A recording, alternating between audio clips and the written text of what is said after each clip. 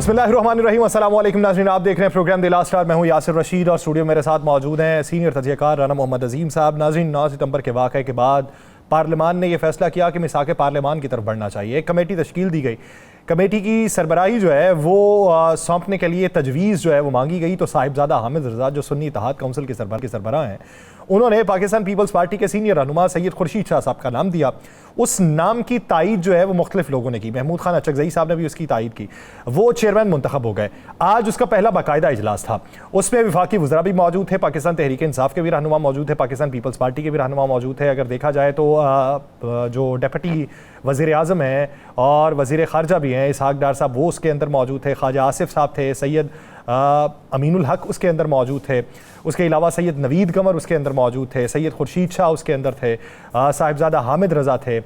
उसके अलावा जो दीगर रहनुमा उसके अंदर मौजूद थे, उन्हीं की मौजूदगी में जब आज पहला इजलास था, मौलाना फजलुर रहमान उमर अयूब वो भी उसी कमेटी के इजलास में आज मौजूद थे। तो वहाँ पर तल्ख़ कलामी भी हुई है। एक तरफ ख्वाजा आसिफ साहब ने बाकायदा तौर पे जनरल रिटायर्ड फैज़ साहब का नाम लेके पाकिस्तान तहरीक इंसाफ पे तंज़ किया, तो दूसरी तरफ साहिबजादा हामिद रज़ा साहब ने ख्वाजा आसिफ साहब को जनरल बाजवा साहब के एहसानात उन्हें याद दिलवाएं। तो ये जिस मामले के ऊपर बात करना थी, जिस मामले के लिए कमेटी तश्कील दी गई थी, कमेटी की सरबराही मिली थी, जिस पे मिसाक़ पार्लियामान की बात हुई थी, उसके बाद की सूरत हाल अगर इस तरीके से आगे बढ़ेगी तो फिर क्या बात होगी। दूसरी तरफ बहुत से लोग बात कर रहे हैं कि पाकिस्तान मुस्लिम लीग नून के कुछ रहनुमा जो हैं वो मिसाक़ पार्लियामान की बात कर रहे हैं और कुछ रहनुमा जो हैं वो इसके मुतरादिफ बातें कर रहे हैं और इसके मुतज़ाद बातें भी कर रहे हैं। तो इस सूरत हाल के अंदर ये कैसे मिसाक़ पार्लियामान हो सकता है।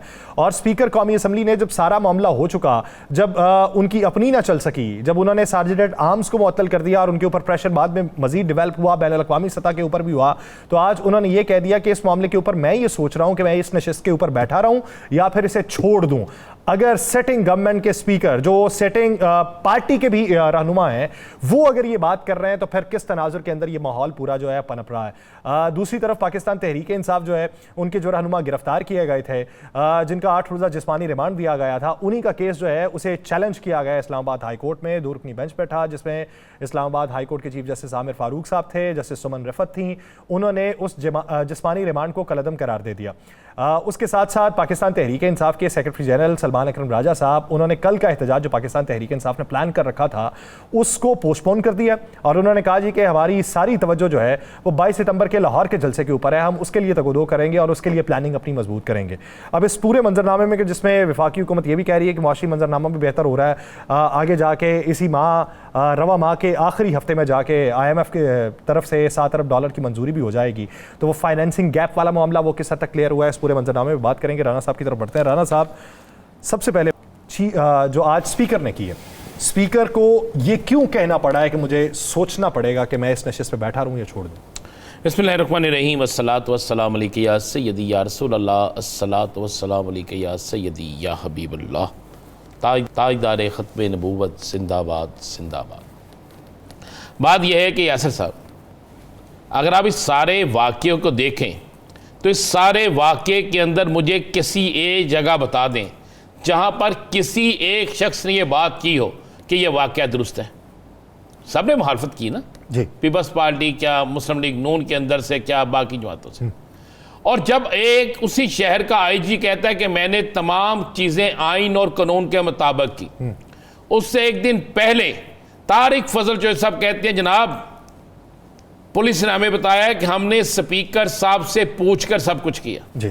फिर उसके बाद आप जब पार्लियामेंट का मिसाके पार्लियामेंट बनाते हैं, बात करते हैं और खुद कहते हैं कि मैं इबरत का निशान बना दूंगा, खुद FIR दर्ज कराऊंगा, ये स्पीकर साहब ने कहा था, आपने या मैंने नहीं कहा था जी, ऐसा ही। और उसके बाद जब अराकीन वो आते हैं असम्बली में जिनको गिरफ्तार किया जाता है, गया था, जिनमें से एक कहता कि मुझे चौथे फ्लोर से पकड़ के लेके गए हैं, एक कहता मुझे फलां जगह से पकड़ के, उनमें से वो कोई ऐसा नहीं है जिन्हें जेल से लेके आते सिवाय शेर अफजल मरवत के कि जिसे अंदर से नहीं पकड़ा गया, जिसमें मौलाना साहब कहते हैं कि जनाब मौलाना नसीम साहब कहते हैं मुझे तो मस्जिद के अंदर से पकड़ा गया। तो उसके बाद शहादत कोई रह जाती है कि अंदर से नहीं पकड़ा गया। और फिर भी आप कहें कि जनाब 7 दिन बाद इंक्वायरी होगी, अब 7 दिन में इंक्वायरी का जवाब मांगा, तो फिर मोतल किसको किया, मोतल किस बुनियाद पे किया। फिर इतना प्रेशर बन चुका है कि पीपल्स पार्टी ये बात कहती है, और आज मौलाना ने तो इंतहा कर दी। मौलाना ने तो यहां तक कह दिया कि इस पर एहतजाजन 3 दिन पार्लियामेंट को ताले लगा देने चाहिए थे। तो इसके बाद फिर अब स्पीकर के पास 2 रास्ते हैं यासर साहब। यहां स्पीकर कहे मैं बेबस हूं, मेरा बस नहीं चलता और मैं जनाब घर जा रहा हूं, मैं बतौर MNA काम करूंगा, स्पीकर जी किसी और को बना दे। यहां फिर स्पीकर कहे ठहरे जी, इस पार्लियामेंट का मुझे इत्मीनान हासिल है, सारी पार्लियामेंट मुझे एक एक्शन लेने पे कह रही है, और पाकिस्तान की तारीख में पार्लियामेंट के अंदर से इतने MNA पहली दफा पकड़े गए हैं, पहली दफा जी। एक MNA हुआ था एक, उसके बाद बाइड हुआ था जो हुआ था। नहीं वो सर वो पार्लियामेंट लॉजिस्ट, बिल्कुल पार्लियामेंट, ये पार्लियामेंट लॉजिस्ट क्या है ये सर, पार्लियामेंट के पार्लियामेंट का पहली दफा हिस्ट्री में पकड़े गए, और वो आके चीख रहे हैं, चिल्ला रहे हैं, बता रहे हैं। फिर जिस तरीके से शेर अफजल मरवत ने वो सारा वाकया सुनाया कि उनके साथ क्या हुआ, इसी तरह बाकी लोग भी कह रहे हैं हमारे साथ क्या क्या नहीं हुआ। तो इस वाकये के बाद तो अब स्पीकर जो है वो उस पूरी असम्बली का जो है बाप होता है ना जी, उसके कंट्रोल में सारा कुछ होता है। अब यहाँ तो स्पीकर साहब को एक्शन लेना पड़ेगा, अगर वो एक्शन नहीं लेते तो फिर उनको इस्तीफ़ा देना पड़ेगा। ये 2 ही हल है उनके पास, तीसरा हल नहीं है। अगर आप उसके बगैर समझते हैं कि मिसाक के पार्लियामेंट हो जाए तो नहीं मुमकिन, किसी सूरत में नहीं मुमकिन। और आप ज़हन में रखिएगा, एक दफ़ा ये वाक़ इस पे एक्शन ना हुआ तो फिर ऐसे वाक़यात चलते रहेंगे, चाहे आने वाली हुकूमत में हो, चाहे किसी और हुकूमत में हो, चाहे किसी और हुकूमत में हो। इस वक्त वो हुकूमत जो अली अमीन गंडापुर की तकरीर के बाद तहरीक इंसाफ को बंद गली में ले गई थी, आज तहरीक इंसाफ बंद गली में नहीं है, आज हुकूमत बंद गली में है। क्या हुकूमत के पास इस पार्लियामेंट हाउस पर हमले का कोई जवाब है? क्या हुकूमत के पास इस पार्लियामेंट हाउस के अंदर से लोगों को घसीट कर ले जाने का कोई जवाब है? क्या हुकूमत अभी तक एक किसी ऐसे शख्स को नामजद कर सकी है? सिर्फ कुछ लोगों को 4 माह के लिए मुअत्तल कर देना, ये कुछ नहीं होता। आपने वादा किया है, आपने चैम्बर वहां पे असेंबली के फ्लोर पे कहा है कि मैं जाके FIR दर्ज करवाऊंगा। आपके वकला कहते थे अगर, अब तो आज की तकारीर के बाद, आज के बयानात के बाद, बयान यही होता है ना यासर साहब, मुझे फलां ने मारा, फलां जगह पे मारा, बस यही चीज़ है ना। मुद्दई जिसके साथ ज्यादती हुई वो आके कह रहा है कि मेरे साथ ये सब कुछ हुआ, मैंने ये सारा कुछ बर्दाश्त किया, मेरे साथ ये सारा कुछ हुआ है, तो उसके बाद फिर क्या चीज़ रह जाती है? मुझे बता दें, कोई एक चीज़ मुझे बता दें जो रह जाती है। ये तो बड़ा क्लियर हो गया है, वाज़ेह हो गया है कि जनाब यहाँ स्पीकर साहब को एक्शन लेना पड़ेगा। या स्पीकर साहब ने जो आज खुद बात की है, जो बात आज उनके मुंह से खुद निकली है कि यहाँ फिर मुझे छोड़ने बार मैं सोचूंगा या मुझे छोड़ देना चाहिए। अच्छा, मेरी आज एक बड़े सीनियर मुस्लिम लीग के बंदे से बात हुई, उसने कहा जी मियाँ साहब भी इस्लामाबाद पहुँच चुके हैं और स्पीकर साहब से आज उनकी मुलाकात भी है, और मियाँ साहब इस चीज़ को लाइक भी नहीं कर रहे कि ये क्यों ऐसा हुआ, क्योंकि पार्लियामेंट की बालादस्ती, अगर आप अदलिया में जाके कहते हैं कि पार्लियामेंट की बालादस्ती सबसे अच्छी ऊपर है, अगर आप हर जगह कहते हैं पार्लियामेंट की बालादस्ती है, तो फिर अब पार्लियामेंट की बालादस्ती क्यों ना हुई? अब पार्लियामेंट की बालादस्ती के रास्ते में रुकावट क्यों आ गई? अब पार्लियामेंट के तकद्दस को पमाल करने वाले कोई भी हैं, फिर उन पर गिरफ्त क्यों नहीं? दूसरा देखें ना, आज एक और बड़ा वाक़या हो गया है यासर साहब, आप हाल इसको ना लें, आप मैं सारे बैठ के, इवन फैसल वाडा साहब जिनकी पेशन गोइयों पर आप सारा दिन प्रोग्राम करते रहते हैं, वो हो गए, फैसल तारड़ साहब हो गए, बैरिस्टर अकील साहब हो गए, 3 लोगों ने दावा किया था कि मौलाना फजलुर रहमान साहब तैयार हो गए। मैं उसी तरफ ही आ रहा था। ठीक है, उन्होंने दावा किया था ना उन्होंने कि मौलाना साहब तैयार हो गए हैं, मौलाना साहब वोट देंगे और सारा कुछ होगा। मौलाना साहब की 3 बातें हैं। आज उन्होंने कहा एक्सटेंशन नहीं होगी, मैं एक्सटेंशन के सख्त तरीन खिलाफ था और किसी भी जगह एक्सटेंशन नहीं होनी चाहिए। दूसरा उन्होंने कहा जी मैंने मार्च उस दौर में जब परवेज मुशर्रफ था और जिस वक्त 65 से 68 साल उम्र के 63 से 68 साल उम्र की तरफ गए थे, तो हमने लड़ झड़ के 65-60 करवाई थी। तो उस वक्त पीपल्स पार्टी जो थी वो 65 के भी खिलाफ थी। आज पीपल्स पार्टी उधर बैठी है और आज आप मुझसे ये तवक्को रखें कि एज बढ़ाने का जो बिल है वो उसमें मैं अपना किरदार अदा करूं, तो ये कैसे हो सकता है?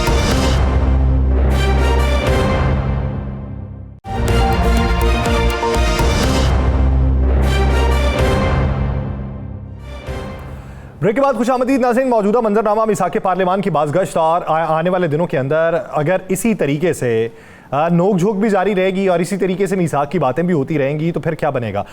एक तरफ पूरा मंजरनामा बनाया गया कि तरामीम के हवाले से 2/3 अक्सरियत के करीब तक पहुंच चुके हैं, मौलाना के हवाले से बहुत सी पेशीन गोइयाँ की गई, वो ब्रेक थ्रू जो था या वो सकूत जो टूटा वो परसों रात में टूटा और मौलाना ने खुद आके आज उसकी वजाहत कर दी और मौलाना ने अपनी लाइन जो है वो वाजे कर दी है। तो जब मौलाना अपनी लाइन को वाजे कर चुके हैं तो फिर ये पॉलिसीज़ जो मुरतब की जानी है या कमेटीज़ के अंदर जो गुफ्तो शुनीद होनी है उसका मुस्तकबिल क्या होगा और किन चीज़ों के ऊपर ये खड़ी होगी। दूसरी बात ये कि एक तरफ से खैबर पख्तूनख्वा से आवाज़ आती है, उनके वज़ीर आला जो बात करते हैं, दूसरी तरफ से पंजाब से भी उसका जवाब आता है कि ये पंजाब को बाकायदा तौर पर हजीमत का सामना करना पड़ा है, ये पंजाब ने इसकी मजम्मत अगर की है तो किन बुनियादों पर की है। तो उन्होंने तशरीहन आज ये बताया कि हम तो ये बता रहे हैं कि हम जलसा करने आएंगे, हमारे मान ही कुछ और नहीं थे। तो जलसे की इजाज़त अगर पंजाब हुकूमत देती है तो किन बुनियादों पर, अगर जलसे की इजाज़त नहीं देती और फिर भी इसके बावजूद वो जलसा करने के लिए आते हैं तो फिर क्या होगा, इसी बारे में बात करेंगे। हमें ज्वाइन किया है वज़ीर बल्दियात पंजाब ज़ीशान रफ़ीक साहब ने। ज़ीशान रफ़ीक साहब बहुत शुक्रिया आपके वक्त का। ज़ीशान रफ़ीक साहब, एक तरफ स्पीकर साहब कहते हैं, खुद जो है वो आगे बढ़ के बात करते हैं कि मिसाके पार्लियामान होना चाहिए। अच्छा, एक कमेटी बनती है, कमेटी का पहला इजलास है, जब आपको पता है कि चिंगारी कोई है, जब आपको पता है कि किसी का कोई नुकसान हुआ है, सिंपथी उनको है, तो उस पर माजी की यादाश्तों के ऊपर तज़किरा क्यों करना? ख्वाजा आसिफ साहब ने जो वहाँ पर इजलास में पाकिस्तान तहरीक इंसाफ पे तंज कर दिया जनरल रिटायर्ड फैज़ साहब का नाम लेके, क्यों ख्वाजा? कल भी हमने जो देखा, इसहाक डार साहब जो हैं वो बात कुछ और कर रहे थे और ख्वाजा आसिफ साहब कह रहे थे ये इस तरह हुआ तो रिएक्शन तो होना ही था। ख्वाजा आसिफ साहब किसकी लाइन टो कर रहे हैं? बिस्मिल्लाहिर्रहमानिर्रहीम। यासिर भाई देखें जी, बुनियादी तौर पे आप देखें कि पीटीआई का जो एक तज़ाद रहा है थ्रू आउट सियासी तौर पे, ये एक बात करते हैं उसके बाद उस बात से मुकर जाते हैं, जब इनके ऊपर कोई मुश्किल वक्त आता है तो फिर पाँव पकड़ लेते हैं। ये तो उनका मामला तो रहे हैं। दूसरी बात यह कि ख्वाजा आसिफ साहब ने जो बात की है उसमें कोई गलत बात तो नहीं की। माजी में अगर कोई मामला हुए हैं, अगर वो सच्ची बात है, हकीकत पर मबनी है, तो उसको करने में हर्ज भी कोई नहीं और ये बातें करनी चाहिए। दूसरी बात देखें, जहाँ तक मिसाके पार्लियामेंट की जो बात आपने की है, हम वो लोग हैं जिन्होंने हमेशा गुफ्तो शनीर से मसले हल करने की कोशिश की है। आपके इल्म में है कि जब 2018 में इनकी गवर्नमेंट बनी, हमें बहुत ज़्यादा एतराज़ात थे 2018 के इलेक्शंस के ऊपर, फिर भी शहबाज शरीफ साहब ने उस वक़्त चार्टर ऑफ इकॉनमी की बात की ताकि पाकिस्तान को आगे लेके जाया जाए। लेकिन उस वक़्त के जो हुक्मरान थे, उस वक़्त वो जो फ़रौनियत की जो पीक पे सवार थे, उन्होंने कहा जी हमने तो आपसे बात ही नहीं करनी। अब देखें उसके बाद क्या किया इन्होंने, इकॉनमी का हाल जो कर दिया। आज अगर बात करते हैं तो बिल्कुल हमारी तरफ से कोई इतराज़ नहीं है, हम तो बात करने को हमेशा तैयार रहते हैं। और सियासी फोर्सेस अगर आपस में बातें नहीं करेंगी तो मसले कैसे हल होंगे?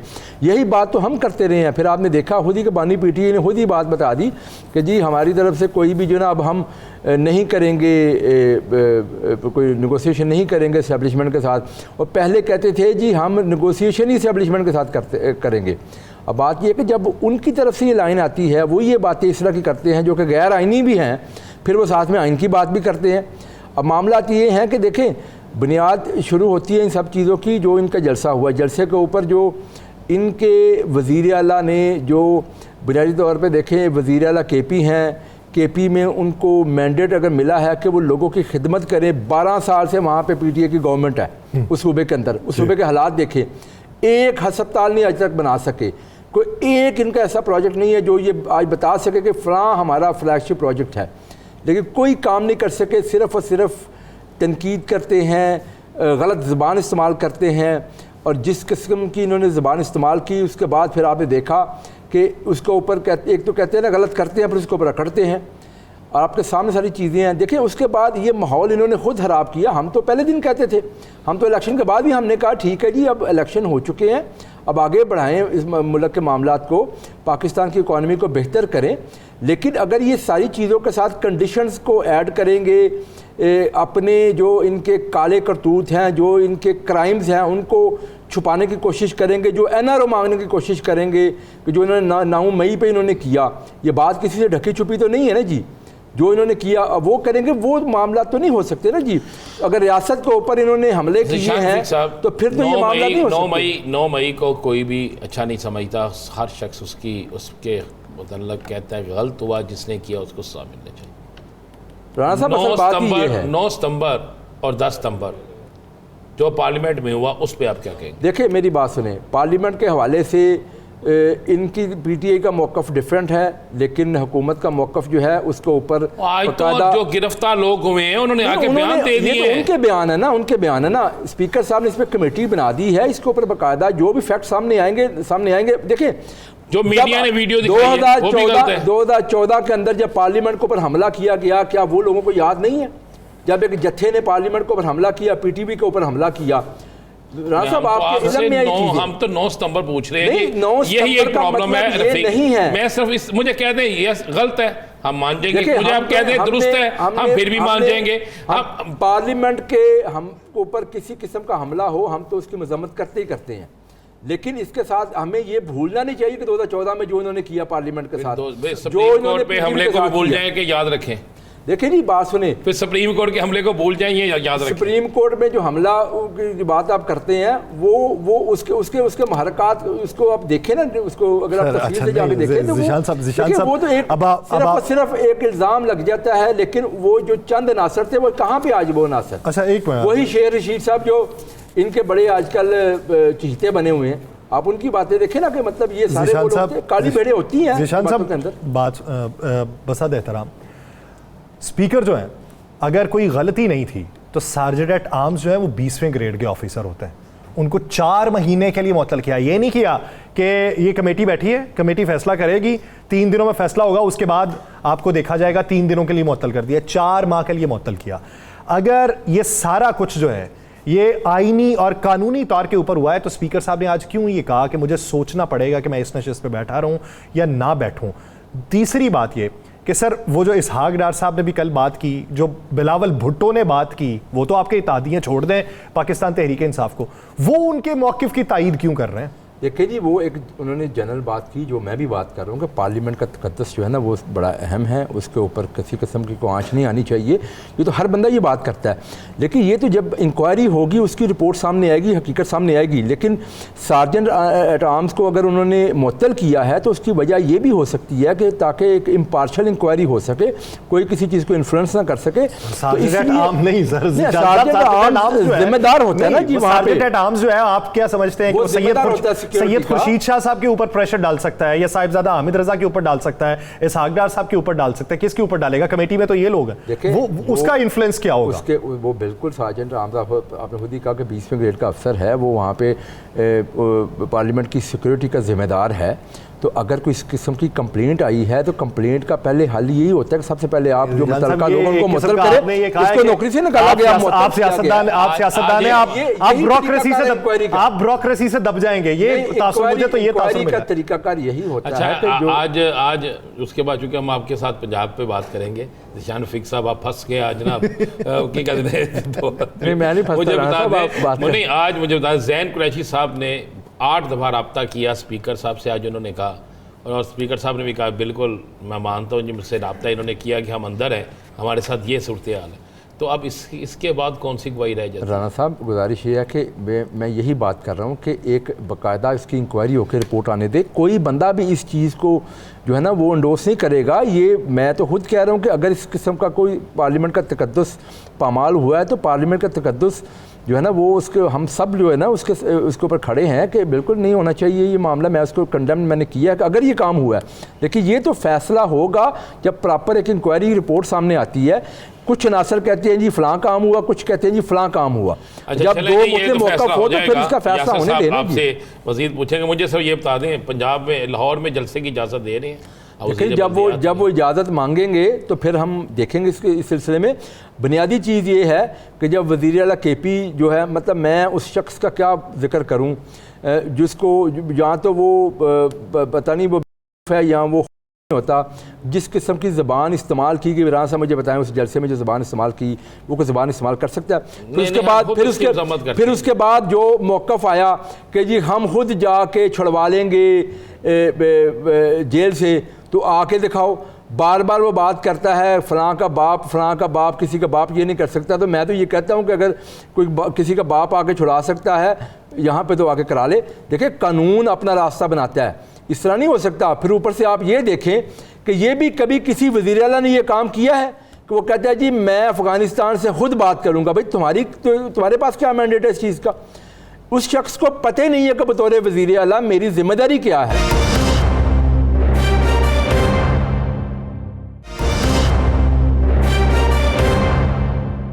शान रफीक साहब, मैं चूँकि आप बात महकमे की तरफ लेके जाना चाहता था, आपने छेड़ दिया तो मैंने कहा चले।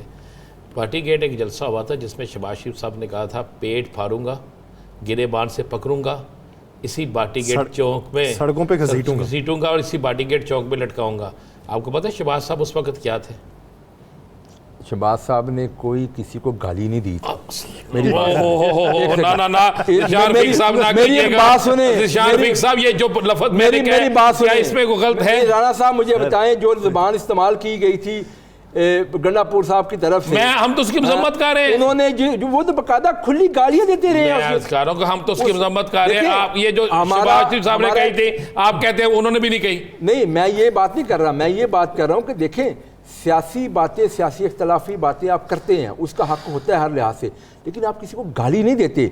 इसके उसने तो उस दिन बाकायदा गालियाँ दी उस दिन, ना सिर्फ हमें बल्कि मीडिया के लोगों को उसने गालियाँ दी। और आज देखें एक दिन पहले उनके लीडर ने कहा तो मीडिया बेचारा तो इतना मजलूम है कि आप उनमें आपकी हुकूमत बिल लगा दे, एक पाबंदी लगा देती है, तो गालियां देते रहते हैं। वो बिल आपने जो पेश किया जिसे मंजूर करवा लिया गया, वो तो हमने स्टे लिया हुआ है तो अभी तक चल रहा है। नहीं तो आप तुसी तो कसर कोई नहीं थी झट्टी। नहीं, वो तो हमने कहा था सच का बोलबाला होना चाहिए, सच की बात सारे करते हैं। देखिए राणा साहब गुजारिश ये है सर, सच का बोलबाला वैसा ही जो अभी नई भर्तियों के बाद पाकिस्तान टेलीविजन पे होगा। वो किस बुनियाद पे हुई है? आप बिल्कुल, आप अगर कोई इसमें आपको आप समझते हैं कोई मेरिट से हटके हुई है तो बिल्कुल आप सारी मेरिट से हटकी हुई है। नहीं मेरिट आप प्रोग्राम के बाद बैठ जाइएगा, मैं एक एक नाम लेता जाऊंगा, आप मुझे एक का मेरिट बता दीजिएगा। यही तो मसला है ना, यही तो हम कहते हैं कि अगर किसी जगह पे कोई गड़बड़ हुई है तो आप विद प्रूफ लेके आए, बिल्कुल अब गवर्नमेंट उस चीज़ को फेस करेगी।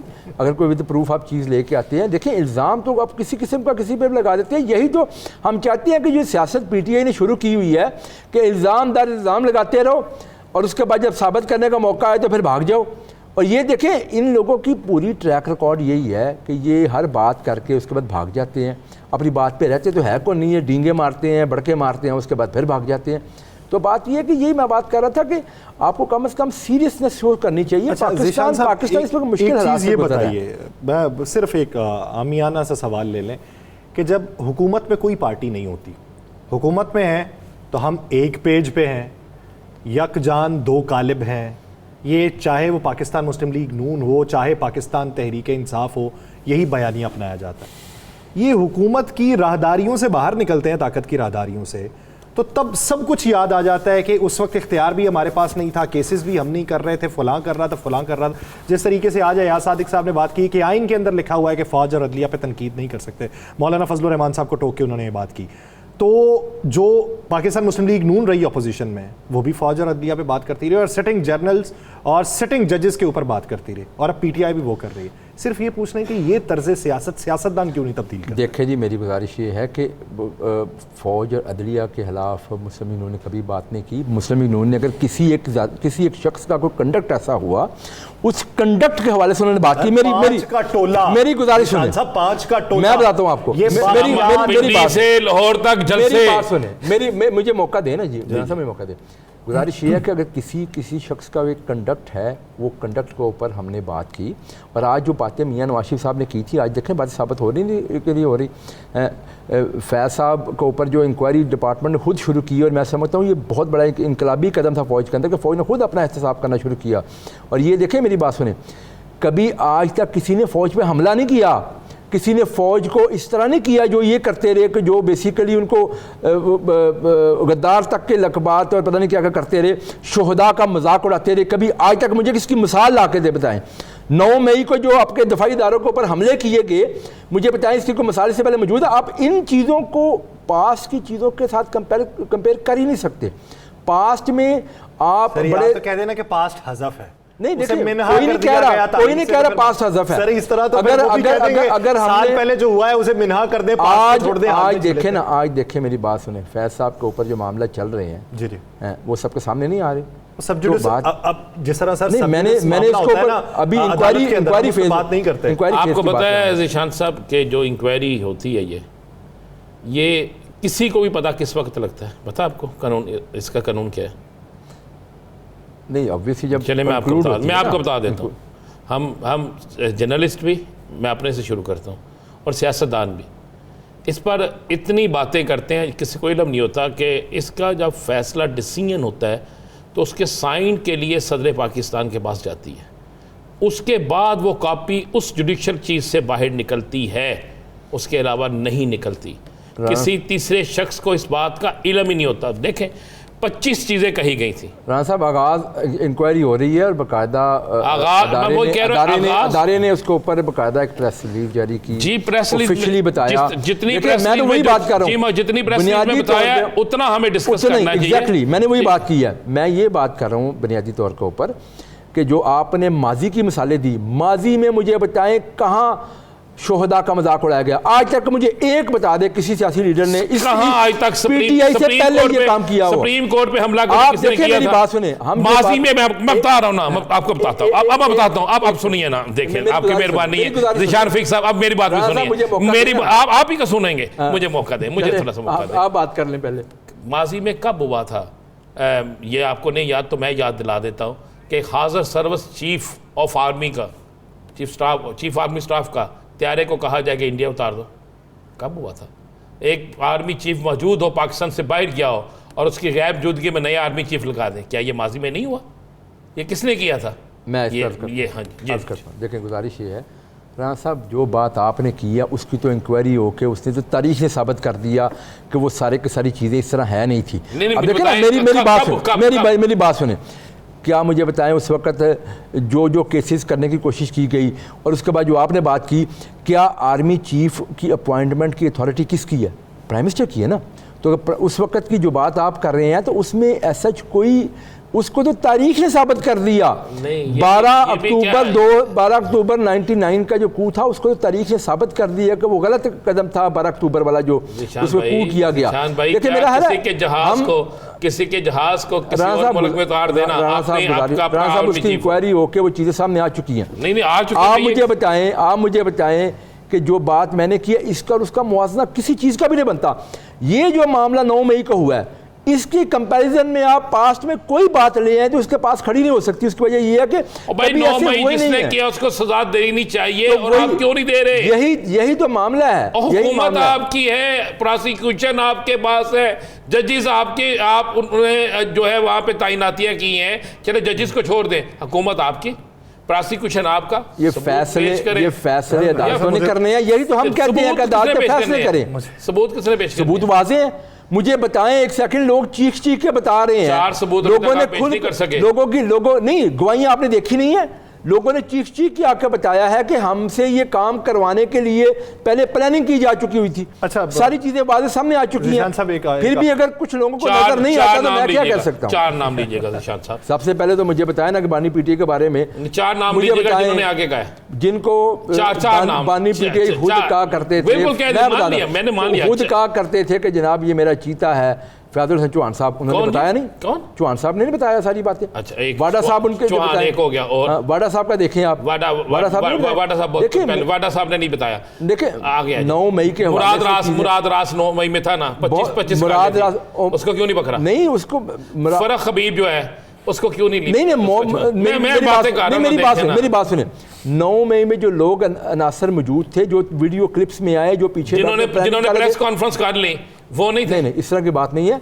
देखिए जो लोग जो इसमें मुलव्वस है, मुझे बताया कौन सा शख्स मुलव्वस था जिसको छोड़ दिया गया, जिसकी वीडियो क्लिप्स आई, जिन्होंने हमला किया, आईजी पंजाब, मौजूदा आईजी पंजाब ने कहा था 25 कालें मुराद रास की ट्रेस हुई हैं। यस, ऐसे ही है, प्रेस कॉन्फ्रेंस में कहा ऐसे ही थे। मुराद रास को क्यों छोड़ दिया? इसलिए कि उसने तरीके इस्तेकाम में पाकिस्तान में शमूलियत कर ली। ये बात इस तरह नहीं होती। देखिए मेरी बात सुने, जिस तरह आपने कहा ना कि इंक्वायरी होती है, इंक्वायरी के अंदर कुछ चीज़ें साबित होती हैं, फिर उसके बाद ऑब्वियसली इसको अदालतों में लेके जाया जाता है। मुझे बुनियादी तौर पे जो पीछे मास्टरमाइंड था, आप उसकी तरफ आते नहीं हैं। मारे उसे, हाँ, लाइन सजा दे, हम तो कहते हैं सजा दे, हम भी चाहते हैं। ये हम मिलके अदालतों से मुतालबा करना चाहिए हमें, कि जो पीछे मास्टरमाइंड है उसको लेके आए। हमारे ऊपर तो ये सारा रौला ही मास्टरमाइंड का सारा, जिसने इस कौम के बच्चों के हाथों में बम पकड़वा दिए, पेट्रोल बम पकड़वा दिए, उससे पूछना चाहिए उसने क्या किया। वक्त कम है। बहुत शुक्रिया जीशान रफीक साहब इस हवाले से अपना वक्त देने के लिए। नाज़रीन, एक लेते हैं, पाकिस्तान तहरीक इंसाफ के सीनियर रहनुमा हामिद खान साहब हमारे साथ होंगे, कहीं नहीं जाएगा। Stay with us.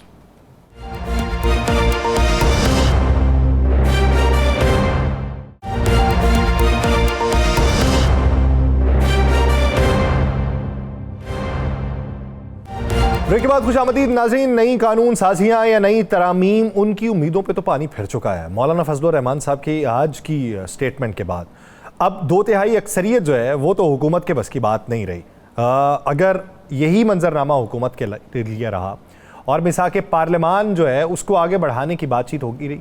मिसाक पार्लियामान का बार बार तज़किरा इसलिए कि ये इंडोर्स स्पीकर साहब की तरफ से किया गया, और जब स्पीकर साहब ने इंडोर्स करके एक कमेटी को कायम किया है और उसमें उन्होंने नुमाइंदगी तमाम जमातों की रखी है, चाहे वो हुकूमती इत्तेहादी जमातें हों या अपोजिशन जमातें, जब सबकी नुमाइंदगी रखी है तो उससे तासर बादी नज़र में यही मिलना चाहिए कि मिसाक पार्लियामान हो रहा है। लेकिन साथ साथ होने वाले इकदामात उसको इंडोर्स करते हैं या फिर उसकी नफ़ी करते हुए दिखाई देते हैं, तो वो इकदामात को अपोजिशन जमातें किन नज़रों से देख रही हैं, उसी बारे में बात करेंगे। पाकिस्तान तहरीक इंसाफ के सीनियर रहनुमा हामिद खान साहब ने हमें ज्वाइन किया। हामिद खान साहब, बहुत शुक्रिया आपके वक्त का। हामिद खान साहब, मिसाक पार्लियामान के नाम के ऊपर ये जो कमेटी तश्कील पाई और आज उसका पहला इजलास हुआ, उससे क्या तासर मिलता है कि हुकूमत रवैयों में तब्दीली चाह रही है या फिर हुकूमत जो है वो गुड कॉप और बैड कॉप की पॉलिसी पे? देखिए, अभी तक तो हुकूमत की जो भी कारकर्दगी रही है उससे तो लगता है कि वो किसी तौर पर भी दूसरी अपोजिशन के साथ ठीक ठाक अपने ताल्लुकात नहीं रखना चाहते, बल्कि अपने तौर पर ही जो करते हैं इसको हम कहते हैं यूनिलैटरल उनके इक़दाम हैं। तो ये कहने से बात नहीं बनती जब तक कि इस पर अमल दरामद नहीं। हामिद खान साहब, छुट्टियां ख़त्म होने को हैं सुप्रीम कोर्ट की, 15 तारीख के बाद गालिबन पूरा शुरू हो जाएगा, तो क्या उम्मीद आप रखते हैं? एक तो महसूस नशिस्तों का तफसीली फैसला, दूसरा आपने 8 फरवरी के इलेक्शन के हवाले से दरखास्तें कई डाल रखी हैं, आपको नज़र आता है कि इस पर काम 15 तारीख के बाद शुरू हो जाएगा? देखिए, ये तो ऑलरेडी 9 तारीख को सुप्रीम कोर्ट का तो न्यू ईयर शुरू हो चुका है, इसलिए छुट्टियां खत्म है 8 तारीख से। लेकिन अभी तक कोई जो अहम मामला है जिसका आपने जिक्र किया कि 8 फरवरी के हवाले से भी हमारी एक पिटीशन इमरान खान साहब की तरफ से मैंने फाइल की हुई है कि इसका आप इलेक्शन का ऑडिट कराएं और उस पर कमीशन मुकर्रर करके इंक्वायरी करें। इसी तरह 9 मई के हवाले से भी पिछले साल के 25 मई को इमरान खान साहब की तरफ से मैंने एक पिटीशन डाली हुई है कि इसमें भी जुडिशल इंक्वायरी कराएं कि एक्चुअली 9 मई के वाकयात क्या थे, कौन जिम्मेदार था, क्या हुआ, और फिर उसके बाद जो भी जिम्मेदार हो जुडिशल इंक्वायरी के नतीजे में उनके खिलाफ कानूनी कार्रवाई की जाए। लेकिन उसको एक सियासी मकसद के लिए, प्रोपेगेंडे के लिए इस्तेमाल करना बिल्कुल नामुनासिब है। तो ये ऐसी और भी पिटीशंस हैं, मिसाल के तौर पर ये बल्ला जो था हमारा निशान, इंतखाबी निशान, वो हमसे छीना गया 13 जनवरी की। उसकी पिटीशन, उसकी रिव्यू पिटीशन हमने डाली हुई है तकरीबन 6 फरवरी की, अभी तक पेंडिंग है, उसको नहीं लगाया गया। तो हम यही उम्मीद करेंगे कि इंशाल्लाह ताला जब ये रिटायर हो जाएंगे और अगले महीने रिटायर होना है, उसके बाद सुप्रीम कोर्ट अपने काम जो है स्टेज से निपटाएगी और अंदर जो भी इख्तलाफात है वो भी ख़त्म हो जाएंगे और जितने अहम केसेस हैं उनकी भी समाअत होगी और जो केसेस के फैसले हो चुके हैं, मतलब 12 जुलाई का फैसला जो है मखसूस रिश्तों वाला, उस पर भी फिर फौर अमल दरामद होगा। अच्छा, हामिद खान साहब, कल आपसे मंसूब एक बयान चल रहा था कि आप कह रहे थे कि चीफ जस्टिस काजी फाइज ईसा साहब खामोशी से घर जाएं और जस्टिस मंसूर अली शाह साहब का नोटिफिकेशन किया जाए। एक तरफ काजी फाइज ईसा साहब जो हैं वो अपनी मुद्दत मुलाजमत पे तोसी या उम्र की हद बढ़ाने के हवाले से ही वाज़ेह तौर पे कह चुके हैं कि मुझे नहीं चाहिए। तो आपको किस किस्म की परेशानी है, या आपको लगता है कि काजी फाइज ईसा साहब नहीं जाएंगे और ये हुकूमत पसोपेश का मुजाहरा कर रही है? ये हुकूमत की बदनीयत इस तरह नजर आ रही है कि जब काजी साहब ने चीफ जस्टिस बनना था तो 3 महीने पहले उनकी नोटिफिकेशन हो गया था। अब तो अगले चीफ जस्टिस की टर्म शुरू होने में 5 हफ्ते रह गए हैं, लेकिन अभी तक अगले चीफ जस्टिस का नोटिफिकेशन नहीं किया जा रहा। तो इन चीजों से बदनीयती नजर आ रही है हुकूमत की कि वो अगर ऐसा हो जाता है, अगर एक्सटेंशन या कोई और मामला ऐसा हो जाता है जिसे आप वकला बरादरी पसंद नहीं करती, तो क्या इस पोजीशन में वकला हैं इस वक्त कि वो एक तहरीक चला सकें? मैं अर्ज करूँ कि अगर तो कोई इस किस्म की आईनी तरमीम की गई जिसका मैं समझता हूँ उस पार्लियामेंट को इख्तियार नहीं है, और ख़ास तौर पे जो नेशनल असेंबली के इलेक्शन इतने मुतनाज़ा इलेक्शन है जिनकी सबकी पिटीशन पेंडिंग है, उनके फैसले से पहले कोई किसी किस्म की भी आईनी तरमीम जो है वो बिल्कुल नाजायज होगी।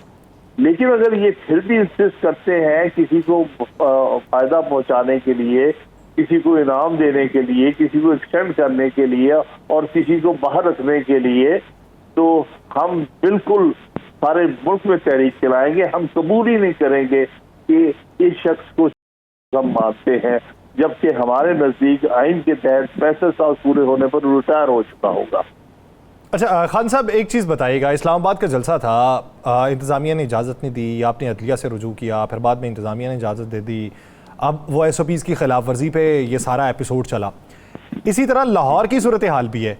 लाहौर में भी उस सब के बाद आपको भुगतना पड़ा है, गिरफ्तारियों को देखना पड़ा है। लाहौर में भी आपने इजाज़त मांगी, अभी तक इजाज़त नहीं दी, तौहीन अदालत का केस लेके आप फिर लाहौर हाई कोर्ट में चले गए हैं।